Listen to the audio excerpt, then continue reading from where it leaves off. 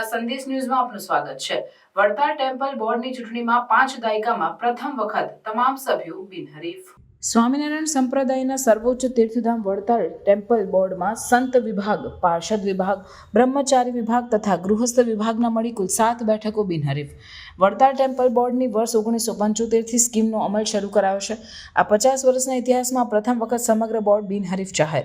Vadtal temple બોર્ડના 4 વિભાગોમાં સંત વિભાગ, બ્રહ્મચારી વિભાગ, પાર્ષદ વિભાગ તથા હરિભક્ત વિભાગના મળી કુલ 7 સભ્યોની ચૂંટણી યોજવામાં આવે છે।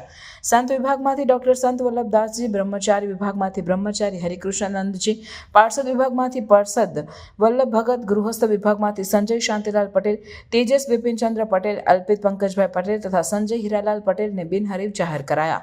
ચૂંટણીમાં થતો અંદાજે 50 લાખથી વધુનો ખર્ચ બચે, સારો મેસેજ જાય અને વૈમનસ્ય ન થાય તે માટે નિર્ણય લીધો।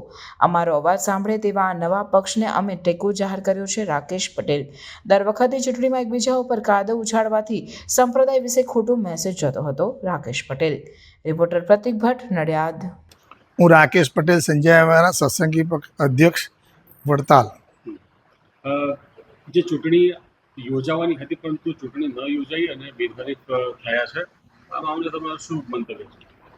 બિનહરીફ થવાનું કારણ એ છે કે બોર્ડ બદલ્યું છે અને 5 સદગુરુ સંતોએ જે નિર્ણય લીધો છે એનું સામું અમે સત્સંગી પક્ષના ઉમેદવાર તરીકે અમે અને જસભાઈએ ફોર્મ ભર્યું હતું, પરંતુ લક્ષ્મીનારાયણ દેવ હરિકૃષ્ણ મહારાજનો સારો મેસેજ જાય લોકોમાં અને લક્ષ્મીનારાયણ દેવ હરિકૃષ્ણ મહારાજના લાખો રૂપિયાનું જે અધરણ થતું હતું એ બચી જાય અને સત્સંગીઓમાં જે ચૂંટણીને લીધે વૈમનસ્ય ફેલાતું હતું એ બંધ થાય એ માટે અમે સત્સંગી પક્ષે ફોર્મ પાછું ખેંચી અને આ ચૂંટણીને સમરસ કરી છે।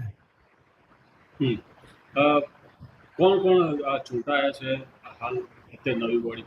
નવી બોડીમાં બ્રહ્મચારી વિભાગમાં હરિકૃષ્ણાનંદજી, સંત વૃંદમાં સંત વલ્લભદાસ સ્વામી ડૉક્ટર અને પાર્ષદમાં શ્રી વલ્લભ ભગત અને 4 હરિભક્તોમાં સંજયભાઈ ભરૂચવાળા, પીપળાવાળા તેજસભાઈ પટેલ જે કેડીસીસીના ચેરમેન છે અને ત્રીજા એક સંજયભાઈ છે ગોધરાવાળા અને ચોથા અલ્પિતભાઈ પટેલ છે।